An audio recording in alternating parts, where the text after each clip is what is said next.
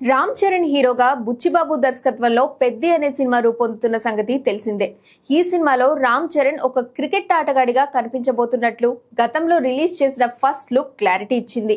అయితే ఆయన కేవలం క్రికెట్ మాత్రమే కాదు, సినిమాలో చాలా ఆటలు ఆడతాడని చెప్తున్నారు.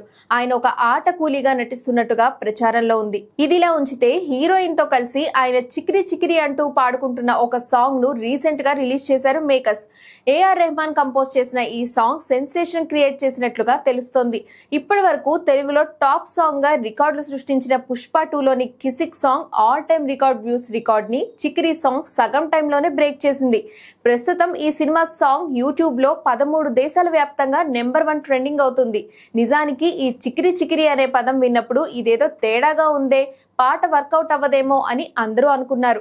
కానీ ఆ అందరి అంచనాలను తలకిందులు చేస్తూ ఈ Chikiri Chikiri song all time record views బద్దలు కొడుతూ ముందుకు దూసుకుపోతుందని చెప్పాలి. ప్రస్తుతం ఈ సినిమా సాంగ్ రికార్డులు ఇంకా పూర్తి స్థాయిలో అందుబాటులోకి రాలేదు.